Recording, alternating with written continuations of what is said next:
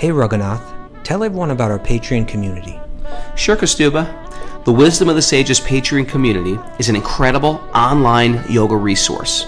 If you like the type of yoga wisdom and culture we share on the show, then our Patreon community is a great next step. This is a listener-supported podcast, and any level of sponsorship will unlock a wide range of live and archived classes, talks, and even workshops. Raghunath teaches, I teach, and we have a host of other excellent teachers on topics ranging from yoga philosophy, asana classes, storytelling, Ayurveda, kirtan, cooking, meditation, and a lot more. We even have an incredible online Bhakti 12-step recovery group. So if you want to check it out, go to patreon.com/wisdom of the sages. All right, let's get it on. Om Namo Bhagavate Vasudevaya. Om Namo Bhagavate Vasudevaya. Om Namo Bhagavate Vasudevaya.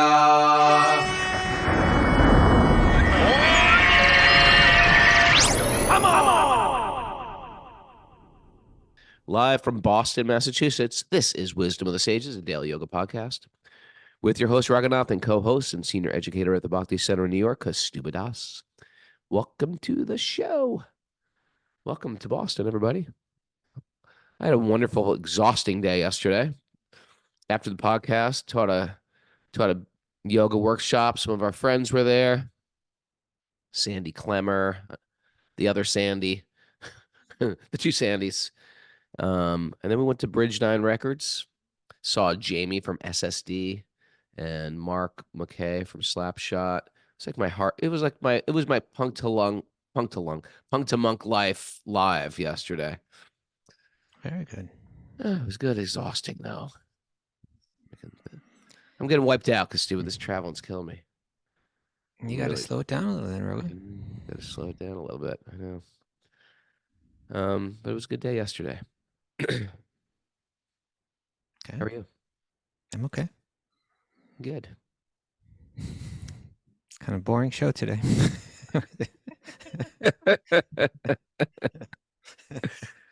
What do I have to share with you? What do I have to share with Kastuba? Any highlights? We had some Krishna miracles. Something happened to us. They were asking Mara for autographs yesterday.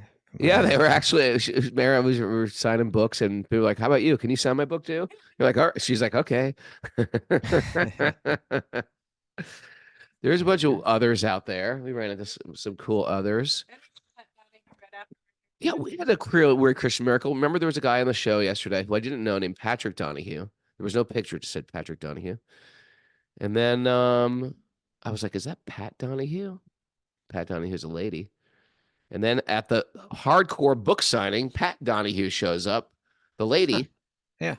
I thought that was Jersey. a weird Krishna miracle. No, she's not from Jersey. She's from Boston. Oh, okay. No, that's another Pat. There's another Pat. That's another Pat. With an Irish name too, right? Yeah, something. Forgetting that. Can't remember. Anyway, it's interesting. Oh, it was good. And there was something of interest. We Tuesday is our 1300th. Is that a word? 1300th? Yeah. Episode. And we're having 1300, yeah. Episode 1300, and we're having a little special day. We're asking some people to share. You want to celebrate all these little milestones, right? It's important to celebration's important, ritual is important. Okay. Tradition is important, Mr. I mean, I kind of thought Comrade.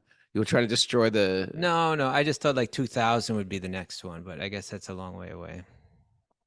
No, you can go in smaller increments. All right, 1300 it is. Yeah, 1300. And we're inviting some people on the show, regulars, to share their story and to share the effects of the Bhagavatam hearing on a regular basis. Looking forward to that. That's nice. Nice to hear that. I always remember episode 500, where we went for 2 hours hearing testimonies from people about how hearing Bhagavatam every day has changed their lives. It's really what it's all about, right? Well, you want to get good at something, you got to do it on a regular basis. Anything. But you want to start to change your thinking process and your choices, You got to hear wisdom literature on a regular basis, and it starts to change the way you think Mm. in a good way. Okay, good. All right, we ready to get in? We got announcements from We Mara? got some announcements. We're going to Italy. We got to just wrapping up this Italy thing. If you're thinking about going, join our fun, kid-friendly It's trip to coming up Italy. fast. It's coming up super fast. I'm sort of not ready for it. Because what but is today? Like we're almost done with April. if Then if you're there's May, and then like it's just it's we're going to Italy. practically the beginning of June. Yeah, and then there's New York Rathiatra. Yeah, and so anyway, that's happening. And if you're sitting on the fence, get off the darn fence and figure it out. Go to wisdomofthesages.com/events. Also, L.A. Rathiatra. Because Stu, myself, Mara, we're going to be at Veda Yoga for a pre-Rathiatra event Friday. And then Saturday, we're doing a whole all-day workshops. And then Sunday is the Rathiatra. So if you're thinking about coming to town, you want to join us at Veda Yoga, which happens to be 2 blocks from the Krishna temple. It might be really fun. I haven't been to the LA temple, and man, it must be 25 years. I've got It's hard to fond believe. memories. I was there last week. I've got fond memories. All right, I'm going back. And Linda says, don't forget the spring retreat at Super Soul Farm. That's happening on Memorial Day weekend. Okay. Mara, any announcements, dear? Any more announcements? Anything left, Mara? Scraps? Yeah, we got Bhakti Recovery Group meetings today at 9:30 a.m. and 7 p.m. Eastern Time. And tomorrow's show will be back at 7 a.m. Okay. All right. We got Q&A. Got another day of Q&A. If you're new to the show, welcome. It's questions and answers day. If you got questions and they're burning you inside, write to Miss Mara, wisdomofthesages108@gmail.com, and she'll put them on our list. Okay, this is from Abigail108 via the Discord thread. Discord thread is alive and happening, isn't it? I don't check it much anymore, but it is. It's a lot going on over there. I used to check it in the old days. Can you kindly explain the 3 principal energies, internal, external, and marginal, in a way that is clear for conditioned souls like us? Thank you. That's a concise question. That was a sweet way to put it. Yeah. These are 3 principles we hear. Internal, external energy, marginal. We're the marginal, right, Kastub? Yeah, we're marginal. We're marginal. It means we can go either way. I can really see my marginalness. Wasn't that a hardcore band, Marginal Man or something? Marginal Man. Yeah. Right. I was friends with those guys. Were they from California or something? No, they're from DC. Oh, okay, Marginal Man. Marginal Man. Weird name. Marginal Man. It's an unusual name. Especially because in Bhakti, Prabhupada uses that word marginal. I wonder what's that a translation from? Marginal. Marginal is a translation of Tatashta. Tatashta Shakti. Yeah. Marginal. Because the Sanskrit terms are, okay, hot seat. What does that word mean? Marginal? Yeah. It means marginal has to do with like the border go- between 2 things, right? The margin. Okay. Anyway, I can see in my Look it own up. life. Go ahead, look it up. Sometimes it's good. Mara, where's Mara? She She ran ladies' off. room. Dictionary. You okay there? Yeah, I'm Got it? looking up marginal. Forget it. I'll do it. They're trying to get me to subscribe to their dictionary. Marginal. Relating to or situated at the edge or margin of something. Okay, well then what does margin mean? Margin means the edge or The border edge. or something. The edge Yeah, of so border. it's All like right, so I the can border. say my life, and it's almost embarrassing to say, but I sometimes I'm like a pure devotee, Kastuba. I don't know. You're how to what? tell you. I'm like a pure devotee sometimes. It's like I'm so Krishna conscious, and then all of a Whoa, sudden, whoa. no, listen to me, and then all of a sudden, in a moment, I'm not at all. Okay, yeah, they're in the margin. That's what it means. The margin on the margin means like at any moment we can get swayed, almost like by a weather vane into our consciousness. Sometimes I feel very Weather Krishna vane? conscious, Oh, and sway, I sometimes see. and sometimes it could just sway the other way, and I feel like no, nothing. I want nothing of this. And that's the point of that's our position as the Jiva soul. The pure soul's embodied. And once it's embodied, it can go either way. And what we're training ourselves is to go the way of God, which is our natural way. We're recommending the natural path. We're recommending the authentic path. We're recommending the sincere path because it's what we essentially are. That is our truth. Our truth is that we are essentially a spiritual being. But because we're conditioned, we can go either way. And we have these days where we feel very focused, very spiritual, very grounded. And then we have these days where we're like, oh, what's it all about? And I'm attracted to all these types of glitter of the material world. That's my statement for marginal. You want to share the other ones? Well, let's look at them all, right? Let's zoom out a bit, because essentially what we're saying, there's this, Raghunath, if we're going to talk, I'd appreciate it. I was trying to go back to my dictionary for you, but we already did that. You don't need to go there anymore. Okay. All right. So my head just went like this, right? Yes. It's like you're talking to someone, then it would drive you crazy too. It would drive me crazy. I'm sorry. So let's zoom it out. There's a important statement from the Upanishads, Upanishadic statement, Sarva Kalvidam Brahma, which basically means that everything is Brahman, right? Like, which essentially means like everything is spiritual energy. Well, then what do we make of this world? Like, what is this world then? This is kind of fundamentally where the difference between the two different ideas of Vedanta disagree, right? The Bhakti Vedanta and the Advaita Vedanta. Because how do you explain the Sarva Kalvidam Brahma? Everything is Brahman, everything is spiritual energy. They say, if everything is spiritual energy, but we're moving around in this world and it's not spiritual energy, we see it's temporary, it's changing, it's got characteristics, then they say it must all be false. It's all total illusion. It actually doesn't exist. I don't want to live in that world. Well, you know what I mean? I can't adopt that philosophy. I don't think anybody can actually adopt that philosophy. It does make sense. So what the Bhakti Vedantas say is that everything is spiritual energy, but that spiritual energy it manifests in different ways. And that's where this example comes of this that we were speaking about yesterday, Raghunath, about I'll read this. This is from Srila Prabhupada. We were talking about how electricity can be transformed into like air conditioning or refrigeration, or the same electricity can transform as a heater. An electric chair. Yeah. So this is Prabhupada. He was on a morning walk in Los Angeles. Right. We're going to do the Rath Yatra. Yep. Okay. And he said, like an expert electrician, the same energy, right? That same Brahman, Sarva Kalvidam Brahma, it's all this same energy. Just like an expert electrician, the same energy, electric, it can be converted into heat.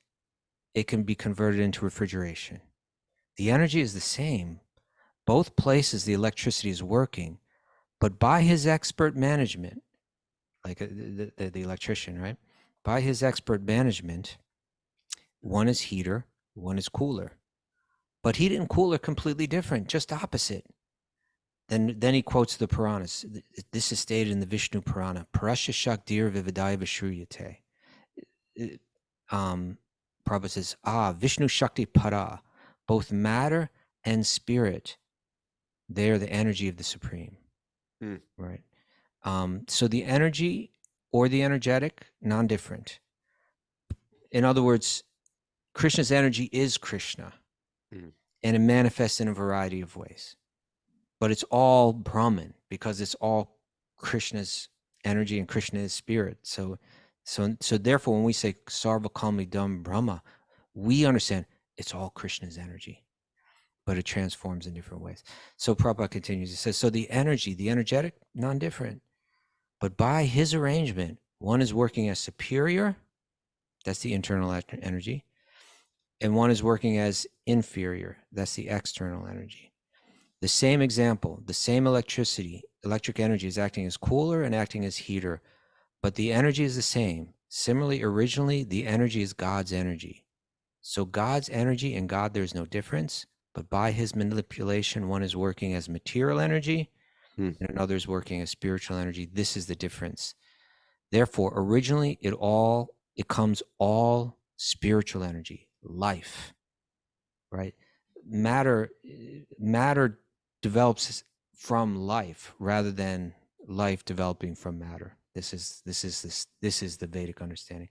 So we say Sarva Kalvidam Brahma, that one spiritual energy is manifesting in different ways. And if we're going to break down the categories, it can be broken into many categories, but you can break it first into 3 categories. And we could say the spiritual energy, the material energy. The spiritual energy, we're calling it the internal energy. And then there's the external energy, which is the material energy. We say that we're a spark of spiritual energy, but we're in a material body, operating with material mind in a material realm, right? But we're called marginal because although we're made of spiritual energy, we have the tendency, the ability. Well, let's say it like this first. By nature, we're subordinate to one of these energies. As we'll take shelter one or the other. And as you were saying, it can shift, by the minute, right? Like, Yeah. Yeah. I'm a pure devotee, and I'm walking the streets of Boston looking for trouble any moment. So Prabhupada, when he used this term, so tatashta or marginal, he also would use the example of the beach. Like there's that area of the beach that 1 minute it's covered by water, and then the next second, it's 1 second it's land, next second it's ocean. 1 second it's land, next second it's ocean. That's a great analogy, isn't it? Yeah. So the jiva, the soul, we are by nature, we take shelter of Krishna, but we're granted, for the purpose of divine love, we're granted free will. And with that free will, we may choose at any moment to take shelter, or we could say to be covered by the illusory energy. By nature, we're in the reality of divine love for Krishna. But then we have that propensity to be covered over by the material energy. And when that happens, we identify with the material energy. We take shelter of it. I need you, external material things, to be happy. And we take shelter of that. So we're taking shelter one way or another, but marginal means we're right in between. We are spiritual energy, no doubt, but we have the propensity to be influenced by the material energy, and therefore called marginal. So those are the 3: internal, external, marginal. We are that marginal energy. The practice of bhakti yoga is to redirect our attention, or you could say our attention, really our awareness, our consciousness, to Krishna consciousness, to focus it on the internal spiritual energy. You could say to the spiritual realm, the spiritual world is composed of that internal energy. It's our natural home. It's our natural shelter, and we're meant to turn back to it. That was the point we were making yesterday. It's not like, okay, now I'm going to try to be a Hare Krishna. It's like we are naturally devotees of God. That's what that is our default. It's nothing weird. It's nothing foreign. It's the most authentic. Seeing ourselves as something bigger. That's a very authentic place to be. Seeing ourselves as not the center. All you have to do is play that one out. Walk around this world treating yourself like you're the center of everything. You're going to find a lot of hate thrown at you. You'll never be able to live up to that. And the material realm will not support you being the center. You'll come crumbling down. But if you see yourself as tiny part of something bigger, here born to give love, here born to serve, it'll feel very, very natural in your life. Raghunath? Oh, you're thinking like Prabhupada. Boom. You ready? Prabhupada writes, he writes, being subordinate as eternal servants of the Supreme, the jivatmas, the jivas, the souls, or the atomic living entities, that's us, must remain under the control of either the internal or external potency. When they're under the control of the internal potency, they display their natural, constitutional activity, namely constant engagement in devotional service to the Lord. Right? That's our nature. That's when we take shelter of the external energy, it's unnatural because we are eternal and we're taking shelter of the temporary energy, and it just creates so much stress, so much tension. I've got a question for you, sir. Yeah, when you get, I want to hear your answer. because this comes up a lot with us. People, because in America, in the West, we're really sort of like, we don't like this idea of I'm a servant. We Yeah. say this is a setup for a codependent relationship. We say, I've had traumatic relationships. I felt abused. What Mhm. happens if a person is going with a heart wide open into some type of atmosphere, environment where they actually get sort of manipulated?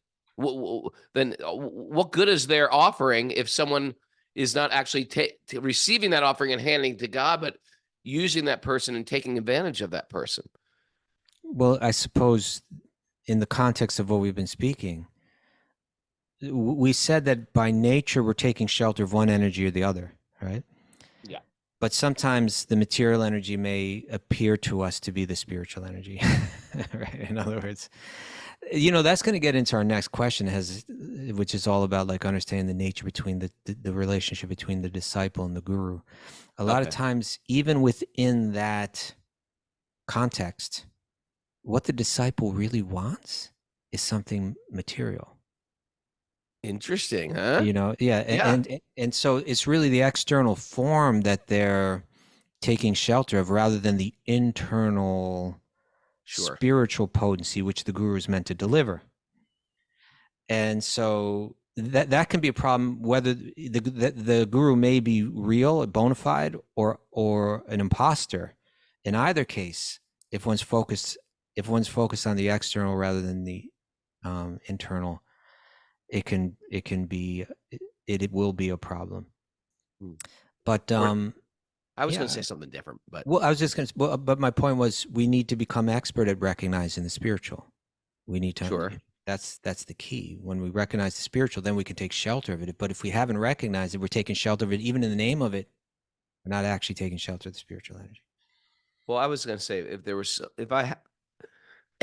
the opposite, if I have a very sincere offering, but the person I'm offering back to is corrupt, God still sees the offering in my heart. I don't lose. It might be That's okay, but that's a little. I wouldn't say that's the That- opposite. I would say, in one sense, it's the same thing that you're saying. you were saying that the disciple has ill intentions or wrong intentions or not pure intentions. Yeah, I'm saying the disciple now has the good intentions, but the my guru point is, the even guru has fallen. my point is, so still that disciple was focused on the spiritual rather than, they were focused on the internal essence rather than the external facade. Yes. So in that sense, we're saying the same thing. Okay, that's good. Yeah. All right. But maybe we'll get more into that question as we take on question number 2 here. All right, here's 2. Ready? Yeah. Number 2. This is from Nityananda Chandra. Yeah, I think this grew out of conversations in his sage group, maybe. Okay. Yeah, it's part of a much longer question, but we've chopped it up. No, we didn't chop it up. He chopped it. Oh, he chopped it. Okay. Yeah. Can you speak on the dance between faith and guru versus having a relationship that is overly dependent? Oh, yeah. As Chaitanya Charan, that was our guest the other day while I was out, as Chaitanya Charan Prabhu stated, the guru teaches you how to think rather than what to think. What do you think about that? I'm trying to think of that statement by Chaitanya Charan. The guru teaches you how to think rather than what to think. Yeah. Mm-hmm. The idea of a guru is the guru shouldn't be disempowering. The guru should be empowering. Just like you can look at it like a parent. A parent wants to empower the child, doesn't want to make as your child grows up, you want to sort of like give them a leg up, help them establish themselves as an independent being, and maybe give them some money or give them a car. But you don't want them living in your house when they're 35 years old. Unless they're from India. Indians live with their family forever. Yeah, they're welcome. At least in America, you want to say, okay, guys, time to flap your wings, start moving forward. In India, it's very normal. You live with your parents until you're married and stuff like that. I'm not criticizing that. I'm not criticizing that. It's a wonderful thing. In America, we're sort of like, okay, move along. Anyway, the idea is we don't want to enable them, hand them so much money and comfort that they don't get a job and get their life together. We want to empower them and lead them in a way that's going to make them a little bit more independent. So, yeah, the guru, if I'm always saying, should I go left? Should I go right? What should I do with my life?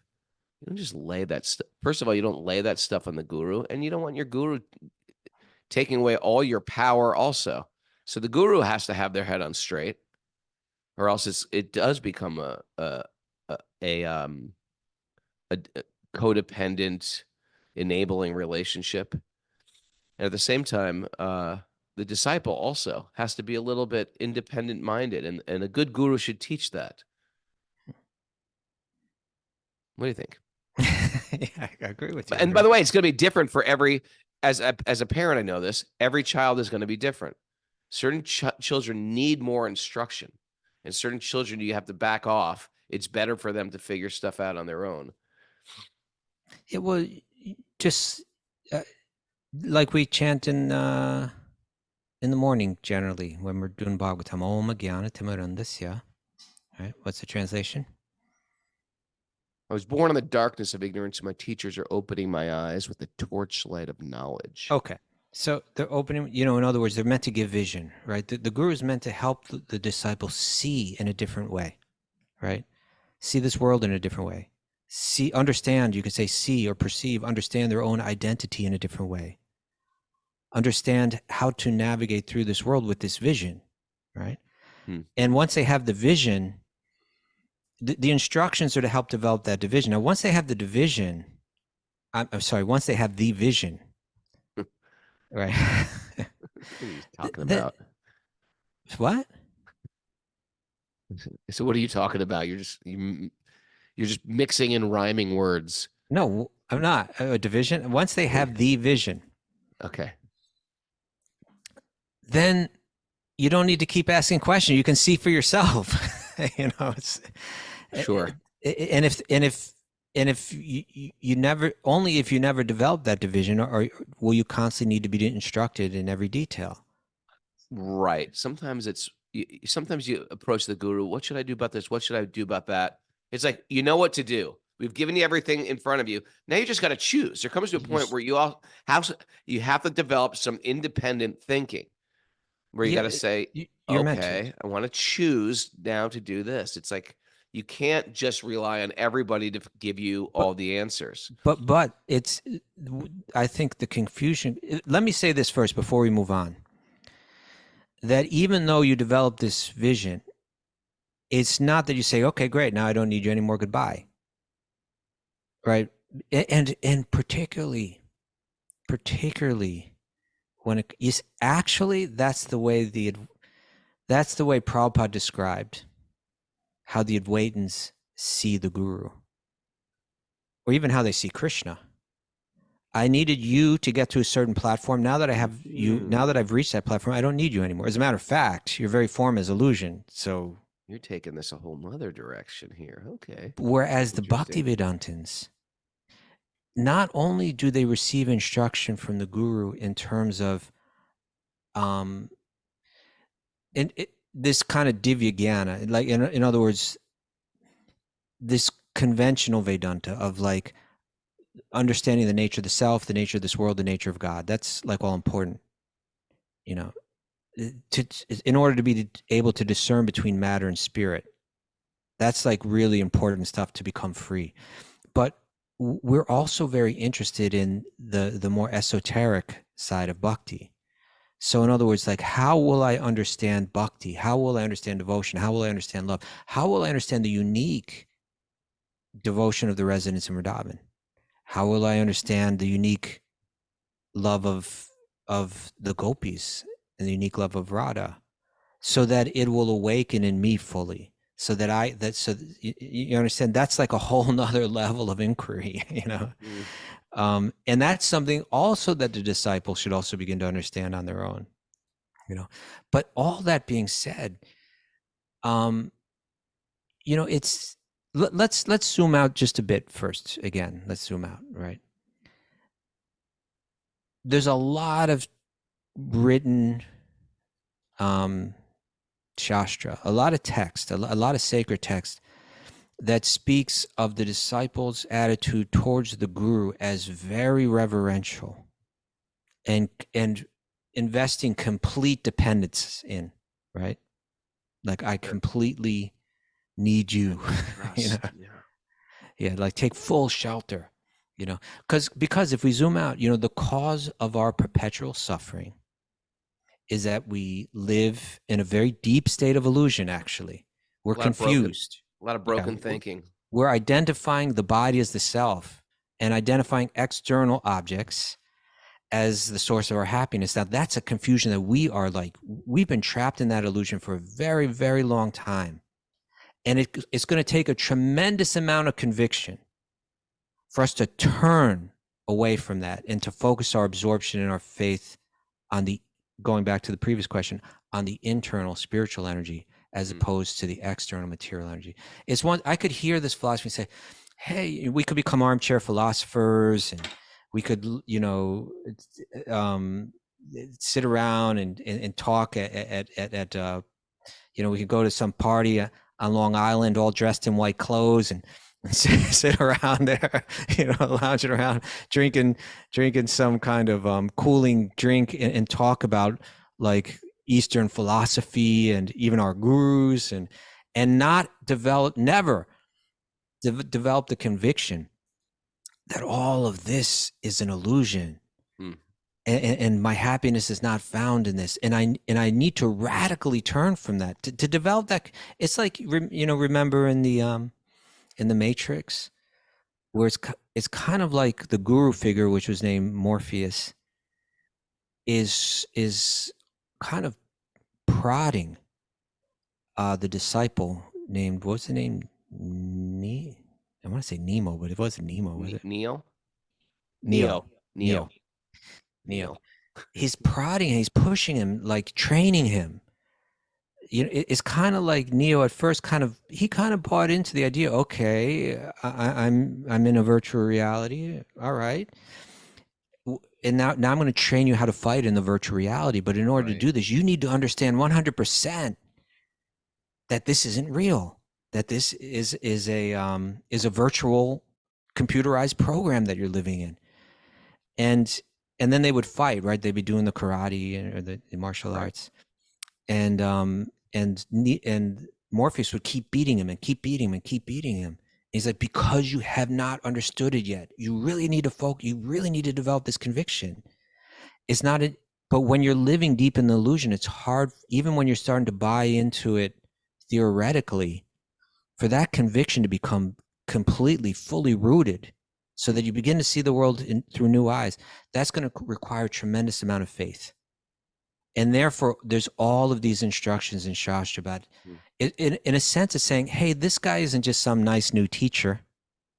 It's kind of like, this is your lifeline to get the hell out of like unlimited lifetimes of a cycle of birth and death and ups and downs and all kinds of suffering. Recognize it for what it is.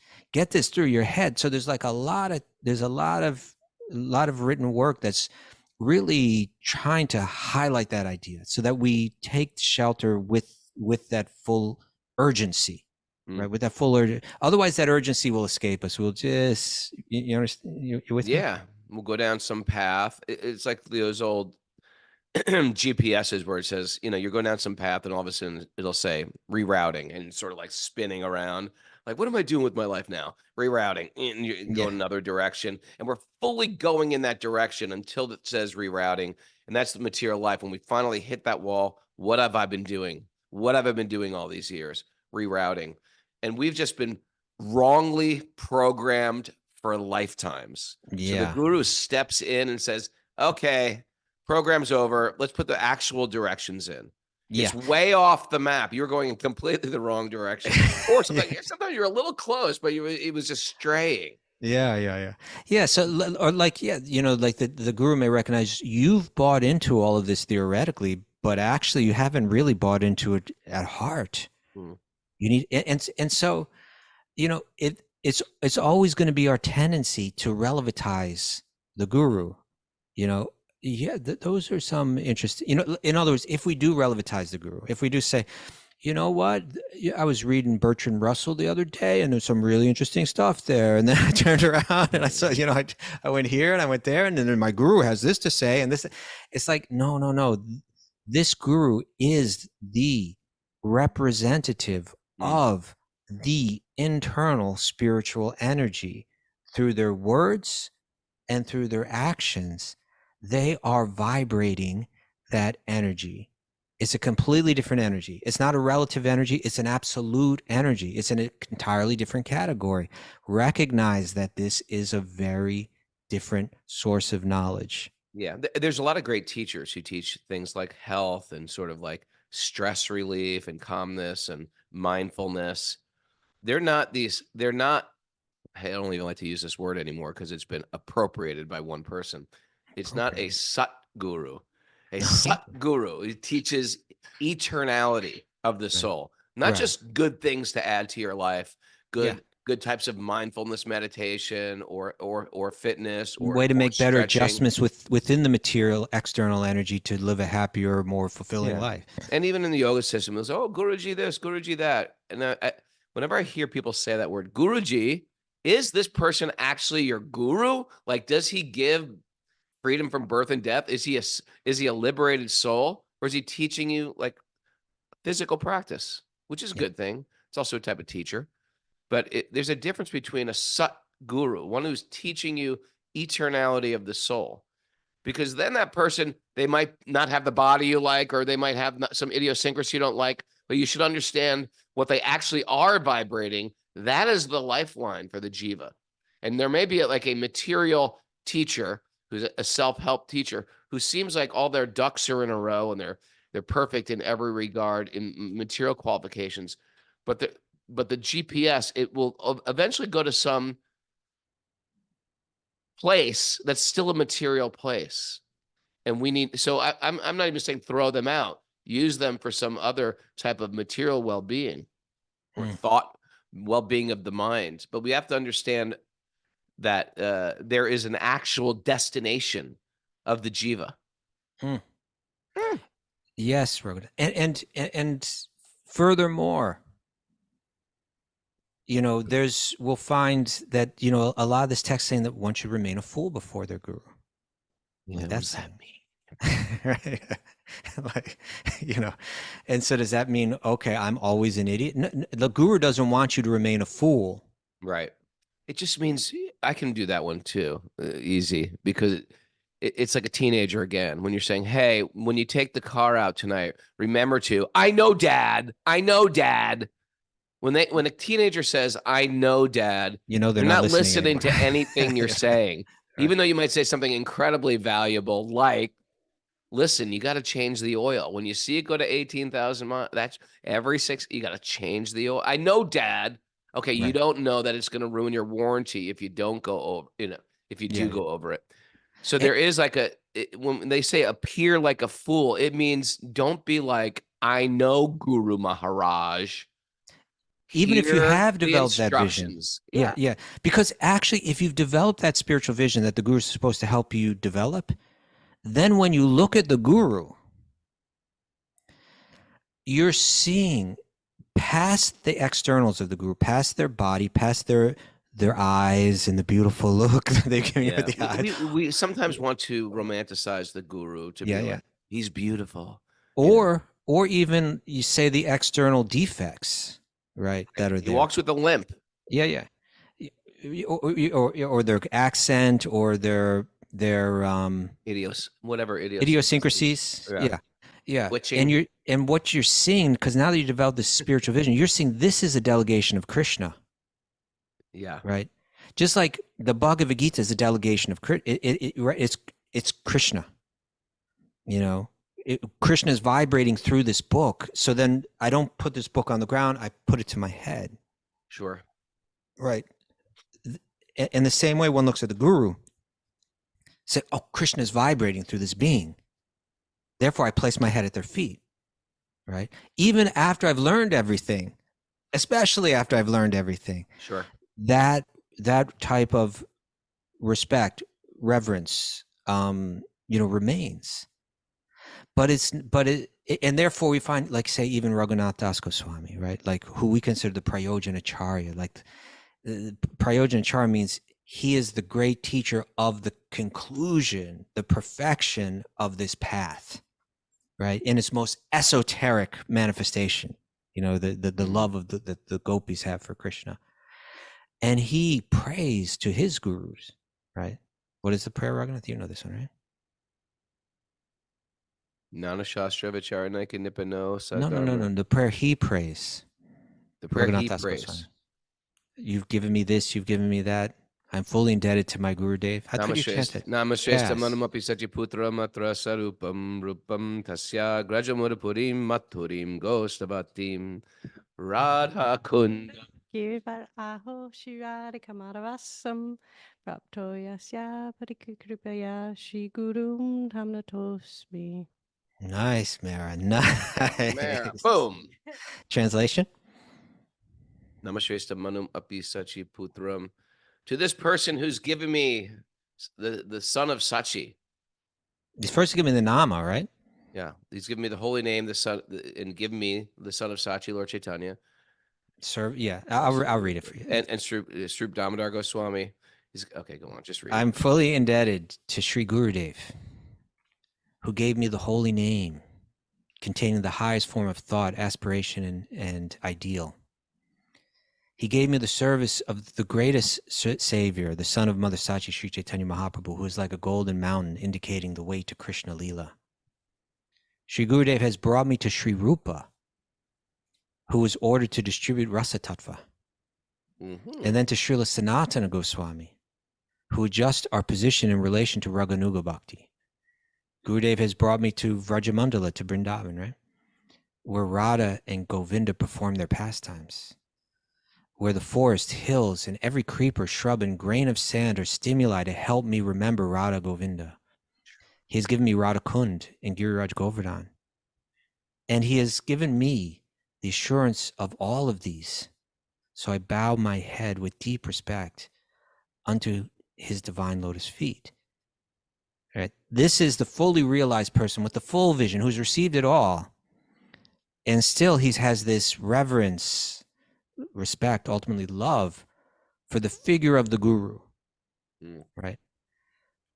So this emphasis is given there. There's so much emphasis so that we will honor and respect this manifestation of spiritual teachings and spiritual truth, because it's so rare and it's so important.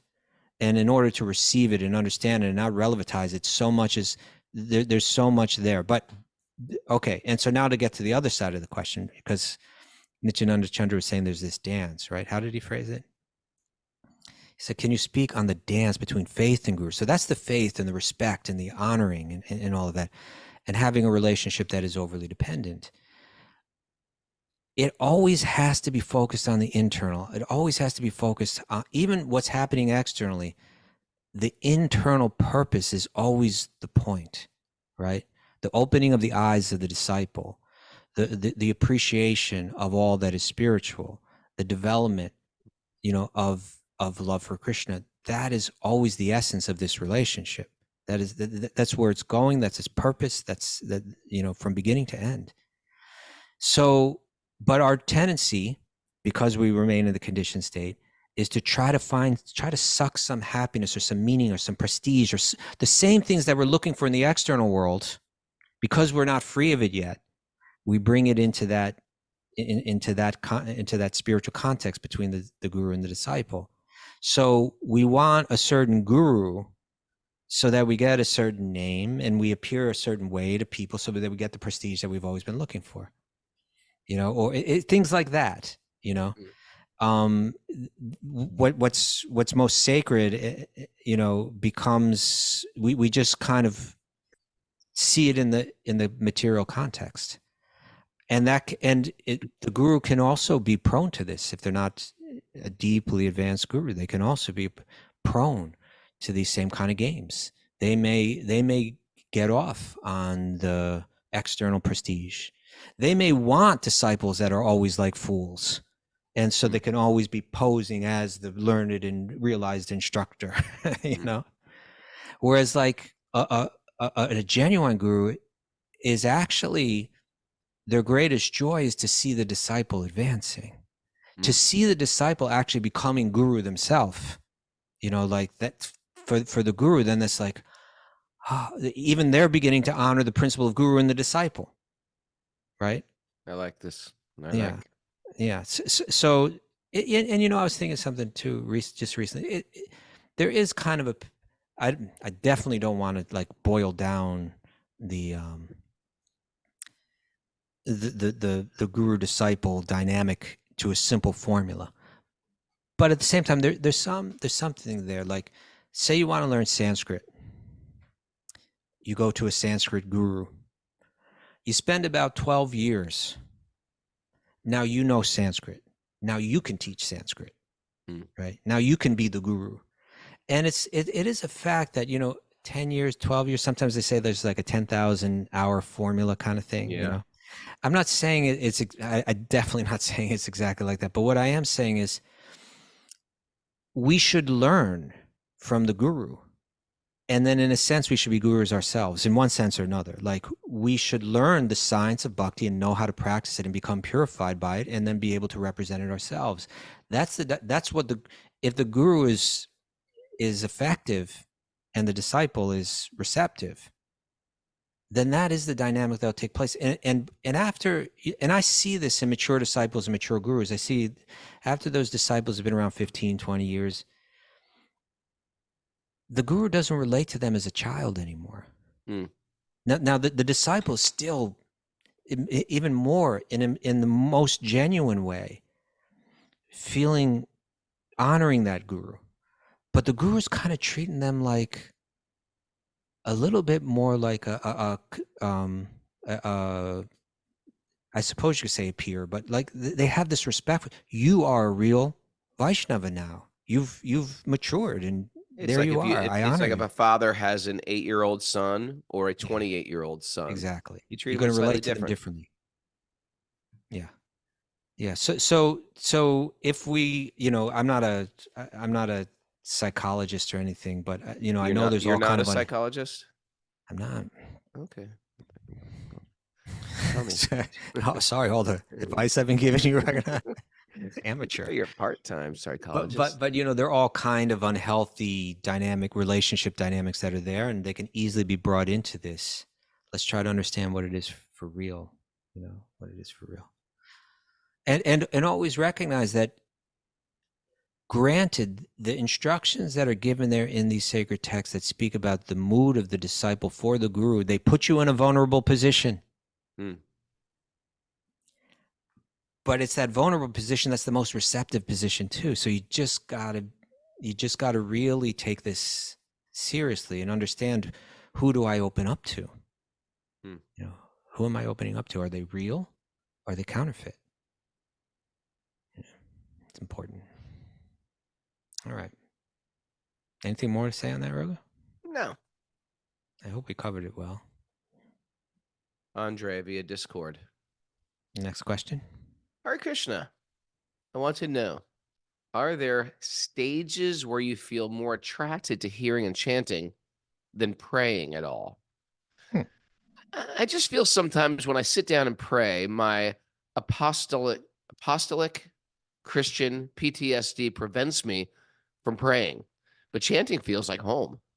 As a neophyte devotee, how do I get the taste for praying as well? I just say chant. Feel like chanting, but not like, usually it's the other way around. People say, I can't get into chanting, but I like to pray. Well, chanting is a type of praying. Sometimes you have to really think about it like that. I think it helps me to think about like that. It helps me explain it when people say, hey, what are you doing walking around mumbling with your hand in that bag? Just like, it's a type of, I just say, you know, it's a type of prayer, actually. I'm calling God into my life. So you can look at your chanting as praying. And then sometimes I feel like you just want to share. Oh, Krishna, this is how I'm feeling today.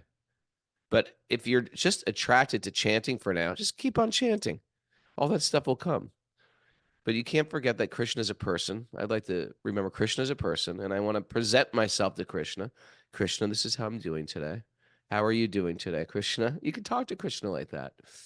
He's your friend. Hmm. And I think praying will just come naturally.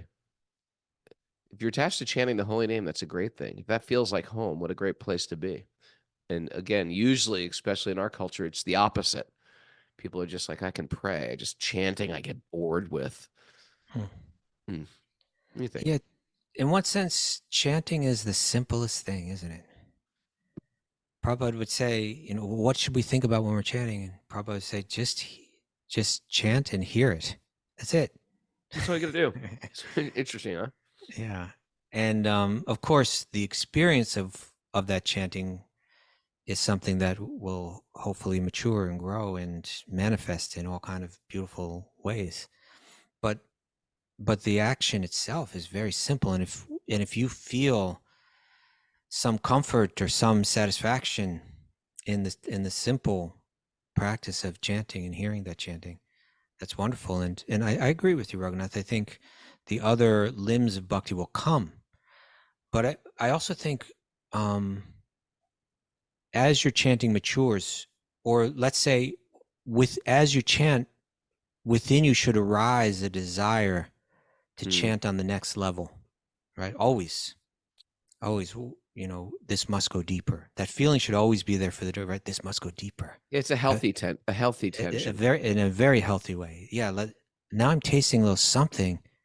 I'm beginning to realize that there's still so much more. I want to get there. And when you start to feel that in relation to your chanting, you will pray. You will naturally pray because you're going to realize it's Krishna that gives that. It's the holy name that gives that. You will pray to the name itself. You will pray to Krishna in the form of that name. I want to know you. I want to know you and to love you more deeply than I do now. Please reveal yourself to me. And in some form or another, that prayer will come out of you, and it'll be genuine. It won't be, and a matter of fact, that prayer, as you begin to realize what this name is, you're not only going to just pray to go deeper, you'll actually begin to beg for it. You will begin to beg, and that's it. Now, if we go back to the first question, we're this marginal energy. It'll become more and more clear. This begging is, when we think of begging, we think, oh, the beggar is like the lowest person. Is like will beg, feeling like I'm the lowest person, but in a completely different context than how we have that framed in our mind now. Dear Krishna, I am this tiny little spark of dust, right? I'm so vulnerable in this world. Your material energy, due to my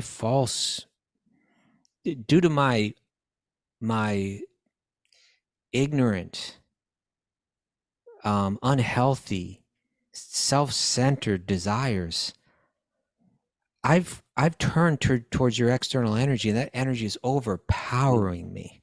I am so insignificant, and that energy is like so powerful. I'm just turning to you. Help me, save me. Please reveal yourself to me through your name. All that I hear that the great Vaishnavas, when they chant your name, that tears come into their eyes, that their voice chokes up, that their hair stands on end with goosebumps. None of that. I'm not experiencing any of that. When will that day come when I'll experience that too? I know I'm not worthy. I know that I know I'm not some qualified yogi that's super self-disciplined and I know that I'm tiny and insignificant and vulnerable. Please just turn your mercy to me, even one drop of, this is how our acharyas pray. This is how they've taught us to pray. And that will come natural, when you're hearing Bhagavatam and when you're chanting, then that prayer will come. You'll see, you'll see. So it's if you're finding satisfaction and comfort and in the chanting and in the hearing, keep doing it. and the praying will come. If your chanting and hearing is effective, if you're doing it right, then you're going to start to pray. You know? We will make you all beggars. Yeah, yeah. We're all meant. I think was it. No, oh, it was Bhakti Tirtha Maharaj who wrote the book called The Beggar. I think, right? Yes. Yeah, the beggar. That's all we want. That's all we want. When we start to beg, when we actually start to beg with true sincerity, that begging is going to feel wonderful. Actually, Yeah, it's wonderful begging. Yeah. Well, because we'll finally be situated in truth. It's like there's the wave of it's like incredibly refreshing to be established in truth. It's So like when my- you're it's begging, like you're my finally crazy back. dream the other day, like my spiritual dream the other day. A dream, yeah. Yeah, that you have to be completely. I said, Maharaj, what should I learn? What should I study? What esoteric books should I read? Should I just become humble? It's in that begging situation when you're actually fully empty. Then that transcendental vibration, transcendental knowledge can come through Guru and fill you up. That was a good dream, Raghunath. It was the more I was thinking about Quite that on dream, the level of my dream, but that it was was an close. incredible. I've had enough of you. All right, that's it, buddy. That's All it, right, buddy man. boy. What are you Thanks, doing everybody. today? You know what's going on there? We're gonna have a charming walk around Boston. Okay. That's what we're doing.